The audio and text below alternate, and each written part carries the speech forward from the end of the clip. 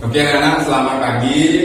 Ketemu lagi sama Bapak Ari Pandu ya, dan kalian sudah tahu. Jadi kita di sini akan lanjut ke bab 2 mengenai tentang Undang-Undang Dasar Negara Republik Indonesia tahun 1945. Oke, sebelum Bapak menjelaskan secara panjang lebar, alangkah kalau seterusnya kita berdoa sesuai dengan kepercayaan dan keyakinan masing-masing. Berdoa Bapak pimpin, berdoa dimulai.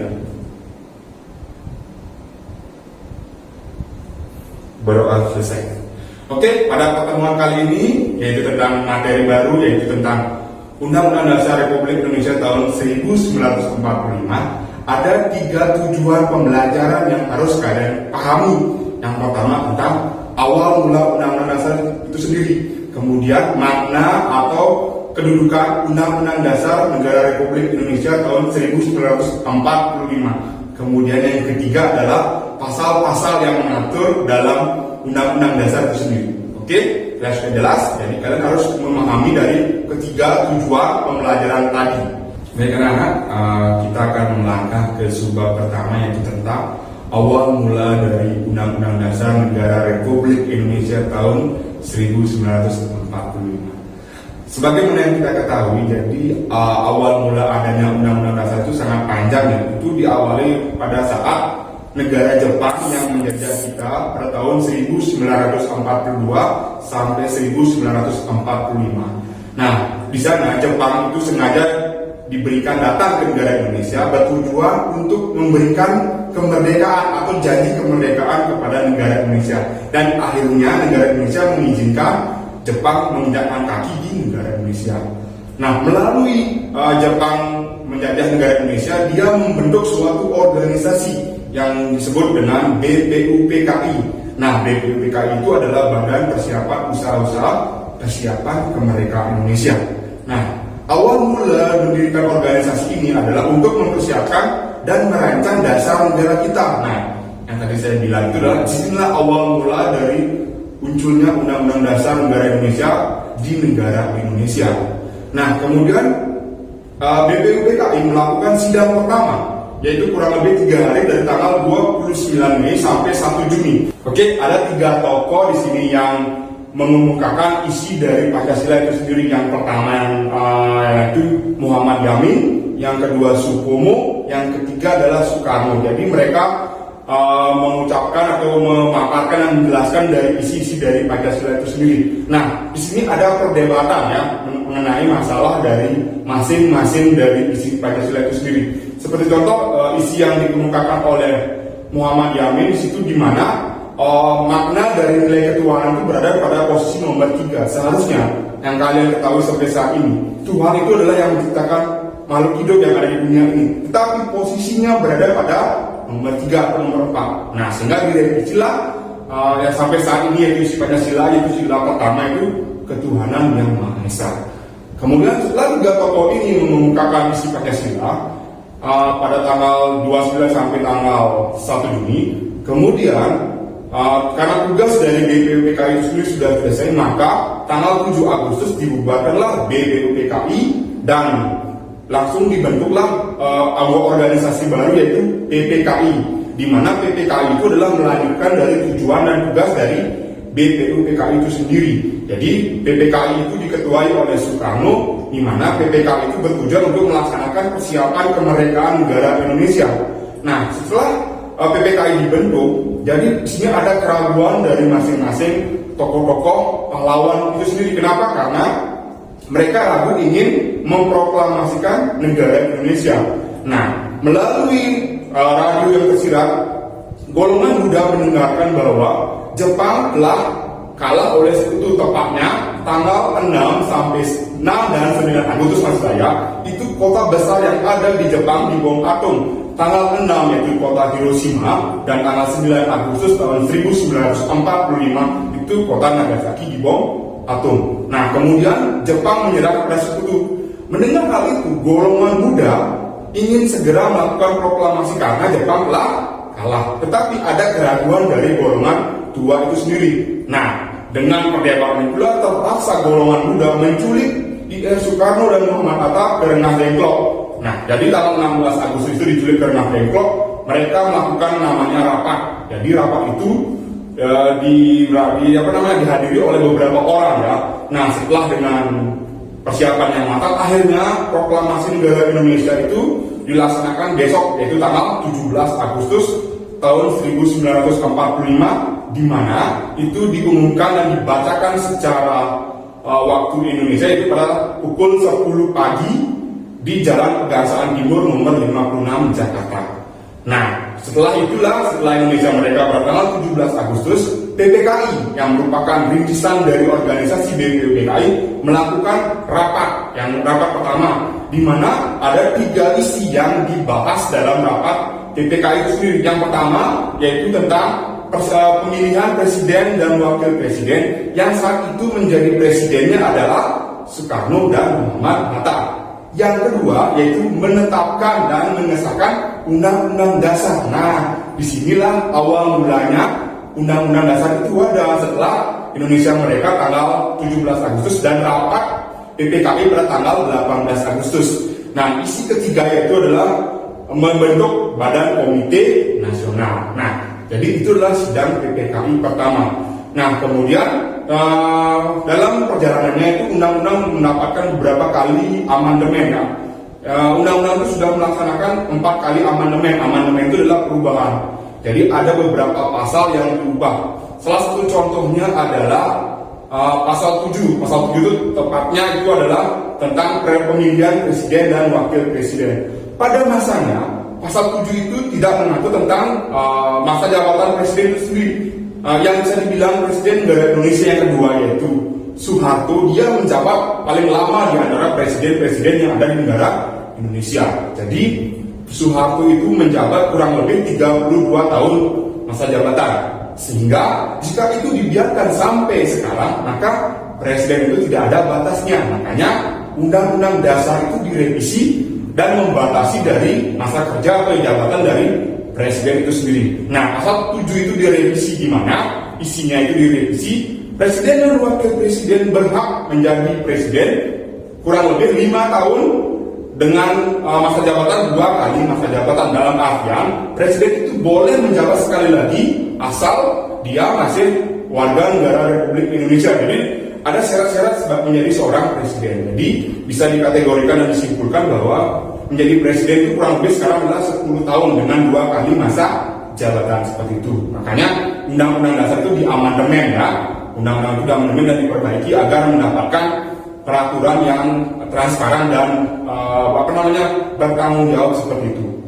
Oke anak, pada sebab kedua, jadi tentang makna dan kedudukan Undang-Undang Dasar 1945, ada beberapa makna penting yang tersirat dalam pembukaan Undang-Undang Dasar tahun 1945. Jadi dalam pembukaan Undang-Undang Dasar itu sendiri ada 4 alinea ya. Jadi secara tidak langsung ada 4 dari makna dari Undang-Undang Dasar itu sendiri. Tapi di sini saya akan menjelaskan poin-poin penting saja tentang makna dari pembukaan Undang-Undang Dasar tahun 1945. Di mana pembukaan Undang-Undang Dasar atau makna dari Undang-Undang Dasar itu secara tidak langsung berhubungan dengan tujuan negara. Tujuan negara itu adalah yang pertama adalah mencerdaskan kehidupan bangsa negara Indonesia. Yang kita ketahui sebelumnya bahwa negara Indonesia itu masyarakatnya masih sangat keterbelakangan dulu ya. Jadi kita tentu saja dibodohi oleh para penjajah. Makanya berawal dari organisasi yang namanya Budi Utomo yang didirikan pada tahun 1908. Disitulah adalah orang-orang cendekiawan ingin mendirikan organisasi pendidikan. Makanya disitulah awal mula dari kebangkitan nasional untuk mencerdaskan kehidupan bangsa. Itu adalah tujuan dari negara Indonesia. Yang kemudian yang kedua, jadi tujuan dari atau makna dari Undang-Undang Dasar itu sendiri yaitu adalah menghapuskan penjajahan. Jadi di sini negara Indonesia itu sebenarnya sudah lama sekali dijajah oleh para penjajah, tepatnya Belanda 3,5 abad dan Jepang 3,5 tahun. Makanya negara Indonesia itu ingin menghapuskan karena dengan adanya penjajahan secara tidak langsung membuat masyarakat negara Indonesia itu menderita. Nah, di mana itulah awal mula dari kebangkitan nasional dengan menghapus penjajahan yang ada di negara Indonesia. Jadi yang ketiga itu tujuan dari negara adalah memakmurkan masyarakat negara Indonesia melalui yang bisa diatur pada pasal 33 ayat 3 tentang perekonomian. Jadi seluruh masyarakat negara Indonesia berhak untuk mengelola dan menikmati hasil alam yang kita miliki. Tentunya pada zaman penjajahan kita itu sangat dibodohi oleh penjajah, di mana kita yang memiliki tanah dan kita yang memelihara dan menanam tanaman cengkeh yang pada masa penjajahan hasil utama eksportir yang diinginkan penjajah adalah cengkeh, lada, dan pala. Nah, negara Indonesia lah yang menanam cengkeh tersebut dan lada tersebut, tetapi hasilnya dimakan oleh mereka sendiri. Nah, tentunya dulu masih sangat dibodohi oleh kaum penjajah. Makanya dari tujuan negara yang tadi saya sampaikan, itulah makna dari pembukaan Undang-Undang Dasar yang tersirat pada alinea yang pertama sampai alinea yang keempat. Oke, setelah tadi kita menjelaskan, kalian mendengarkan pemaparan saya mengenai makna dari Undang-Undang Dasar yang sesuai dengan tujuan negara, kita melonjak lagi ke sumber berikutnya, yaitu tentang pasal-pasal yang ada dalam Undang-Undang Dasar itu sendiri. Nah, sebelum Undang-Undang Dasar itu diamandemen, itu terdapat beberapa pasal yang direvisi. Nah, sekarang ada 37 pasal yang ada pada Undang-Undang Dasar yang terdiri dari 16 bab. Oke, perlu diingat lagi, ada 37 pasal yang terdiri dari 16 bab dalam Undang-Undang Dasar 1945. Oke, jadi di sini Bapak akan menjelaskan beberapa pasal-pasal ya yang sudah kiranya sangat penting untuk kalian perdalami. Jadi yang pertama adalah pasal 1, udah jelas. Jadi di sini pasal 1 itu intinya, jadi poin di sini adalah tentang bentuk negara Indonesia. Itu bentuk negara Indonesia adalah republik. Nah, dalam pasal 1 itu adalah mengatur tentang bagaimana bentuk negara Indonesia. Itu yang perlu kalian perdalami. Kemudian pasal yang penting adalah yang tadi sudah saya sampaikan, itu pasal 7. Pasal 7 itu adalah mengatur tentang presiden dan wakil presiden yang tadi saya bilang. Jadi presiden dan wakil presiden berhak menjabat selama 2 kali masa jabatan, dan 1 kali masa jabatan itu adalah 5 tahun. Itulah pasal 7 yang penting. Kemudian adalah pasal 28. Jadi pasal 28 itu adalah berhubungan dengan HAM. HAM itu adalah hak asasi manusia. Jadi seperti yang kalian ketahui, kalian baru dilahirkan dunia ini, kalian sudah memiliki hak. Hak itu adalah hak untuk hidup. Jadi kalian sudah lahir dan memiliki hak asasi manusia, yaitu hak untuk hidup. Nah, kayak pasal 28 itu mengatur tentang hak asasi manusia. Kemudian pasal 29 itu berhubungan dengan agama. Tentunya kalian sudah mengoptimalkannya sehari-hari. Seperti tadi, pembelajaran sebelum dan sesudah pembelajaran kita selalu mengawali dengan doa. Setelah tidak langsung kita sudah mengoptimalkan pasal 29 itu sendiri. Kemudian itu pasal yang penting berikutnya adalah pasal 30. Jadi dalam pasal 30 ini mengatur tentang bela negara. Nah, kita sebagai misalnya generasi penerus sudah sewajarnya kita meneruskan cita-cita bangsa untuk selalu membela negara. Salah satu bentuk implementasi dari bela negara adalah ikut upacara bendera dan membeli produk dalam negeri. Itu kalian sudah mencerminkan dari bentuk implementasi dari bela negara. Kemudian pasal 31 juga terlebut juga dari pasal yang penting. Kenapa? Dalam pasal 31 itu adalah mengatur tentang pendidikan yang ada di negara Indonesia. Jadi inti dari pasal 31 adalah tentang pendidikan. Kemudian pasal 33. Jadi pasal 33 itu berhubungan dengan perekonomian negara. Jadi semua kekayaan alam, semua hasil itu dikelola oleh negara untuk masyarakat itu sendiri, seperti itu. Nah, kemudian pasal yang tak lupa penting juga adalah pasal 35 sampai 37. Nah, disitulah mengatur tentang bentuk negara, lambang negara, bahasa negara. Ya, jadi di situ secara spesifik dijelaskan tentang peranan dari bahasa kita adalah bahasa Indonesia. Ya, seperti itu. Nah, jadi tadi itu dari pasal 1, pasal 7, pasal 28, 29, 30, 31, 33, 35 sampai 37. Itu adalah pasal-pasal yang sering keluar di ujian ya. Jadi tidak semua pasal-pasal yang saya lontarkan nanti mungkin kalian tidak akan bisa memuatnya. Jadi Bapak hanya menjelaskan poin dari pasal-pasal yang penting dalam Undang-Undang Dasar itu sendiri.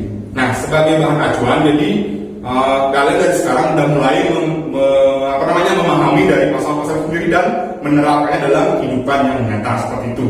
Nah, jadi kita sudah secara tidak langsung kita sudah mempelajari 3 sub bahasan dalam pertemuan kali ini. Oke, untuk selanjutnya kalian selalu belajar dan jangan lupa selalu jaga kondisi di pandemi virus corona ini. Oke, saya akhiri pertemuan kali ini. Sebelumnya saya akhiri dengan berdoa ya. Mari kita berdoa dulu sesuai dengan kepercayaan keyakinan masing-masing. Ambil sikap sempurna. Mari kita berdoa. Berdoa dimulai. Berdoa selesai.